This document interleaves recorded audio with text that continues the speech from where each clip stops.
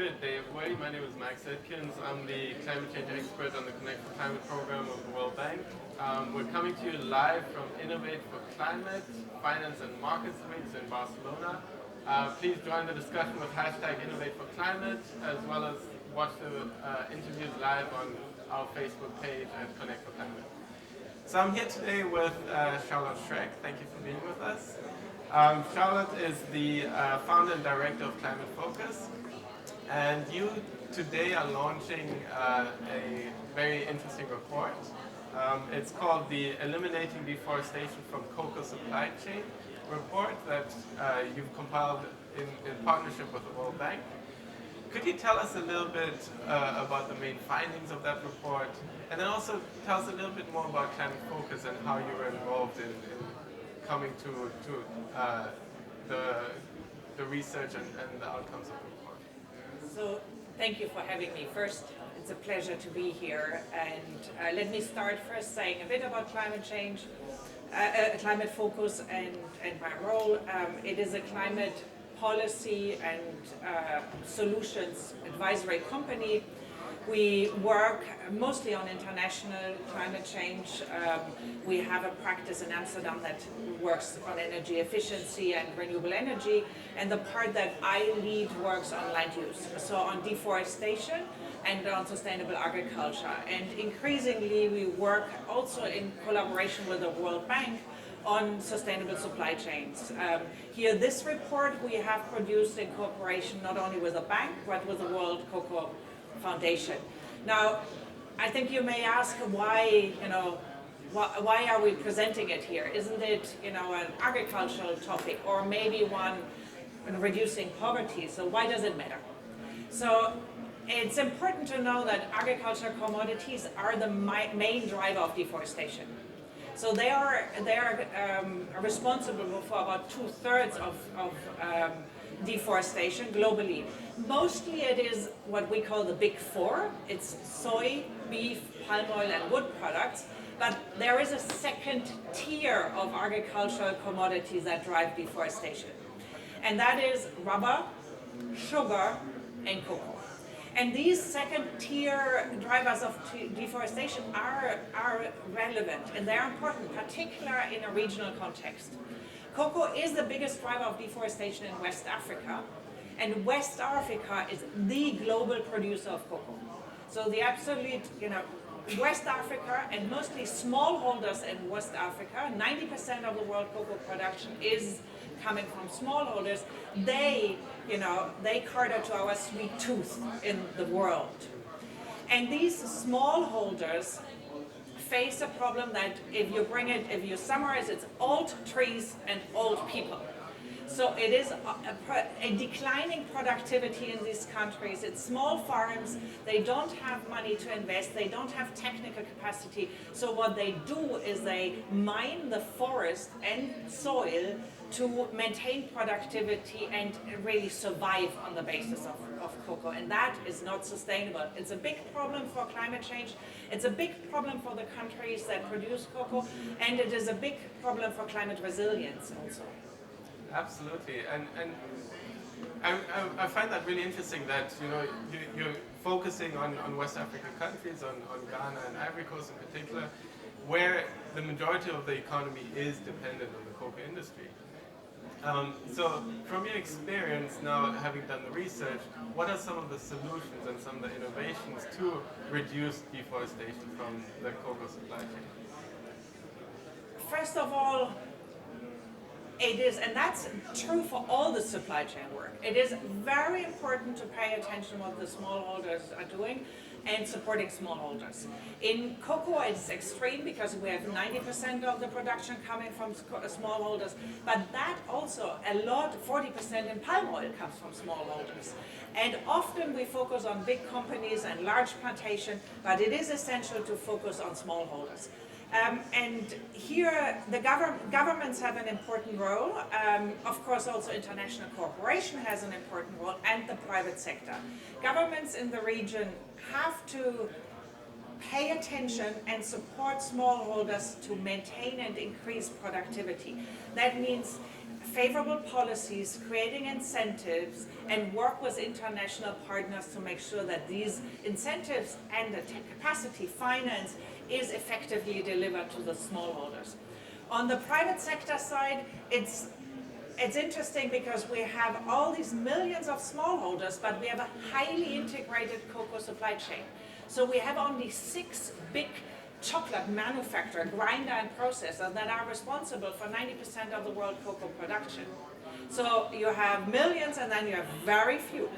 These private sector companies have, most of them have commitments to eliminate deforestation from their supply chain, but they have at the moment their individual company programs, and it is important that governments and the private sector work together in public-private partnership to create larger programs and coordinated programs to address the problems of the smallholders. Now, coming to the solutions are agroforestry systems, sustainable forest management, replanting and rejuvenation of plantations, which it requires investment and is often risky for a smallholder, so there is assistance needed. It means technical assistance and a risk buffer. It's all not, it's not dramatically new we know what to do, but it is challenging to deliver it to all these millions of smallholders. Absolutely. So it's also that question of where do you get the funding and the technology to help implement those solutions. And within the cocoa supply chain, are you seeing the mobilization of the private sector to help deliver those financial services as well as the technology? Or is it coming more from the national governments?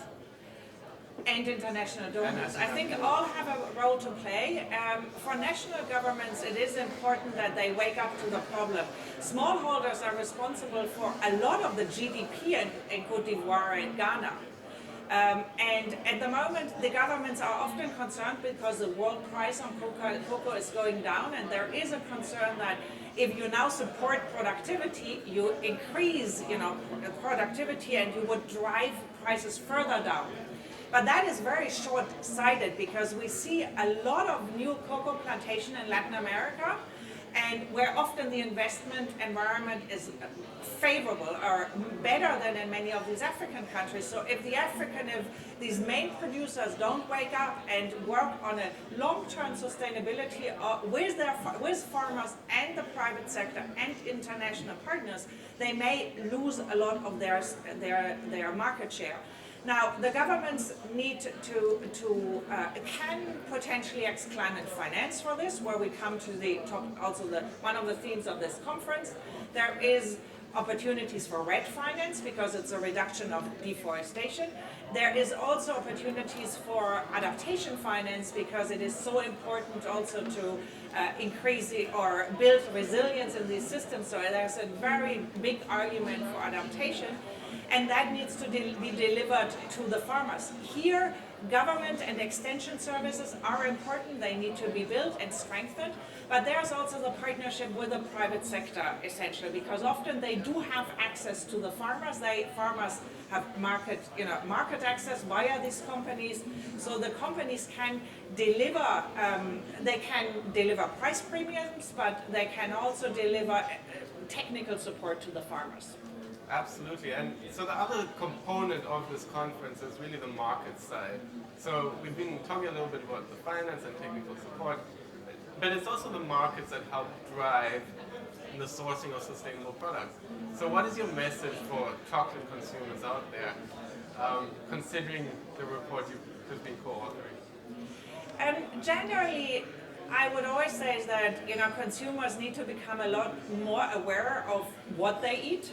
And one thing is, of course, changing diets, so eat less meat and be more sustainable. But then also look at selecting certified products.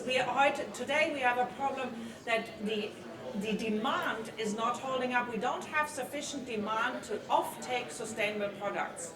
And that's what the first thing what the companies will tell you. There is no sufficient demand, and hence there is no pull.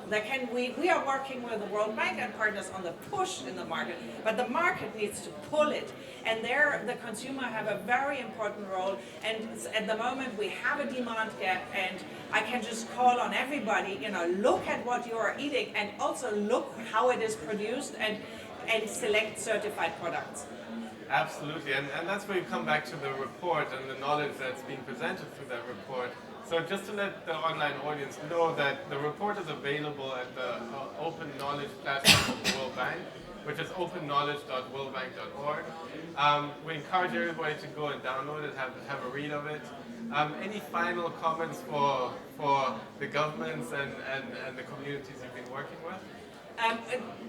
Collaboration is important. We can't solve it alone, the problem, but here we have a typical case where we have a win-win-win situation. We address climate change mitigation, we address resilience and productivity. So work together, we all need to join this effort, and then we will win. So you've heard it from Charlotte Streck, from Climate Focus. How can we eliminate deforestation from the cocoa supply chain? As you know, the climate challenge no problem, requires multiple solutions, and this is just one of those solutions. Thank you so much for sharing your insight, and please keep on following us live on Connect for Climate's Facebook page. Engage with hashtag Innovate for Climate. And with that, thank you very much for the interview. Thank you. And we've got some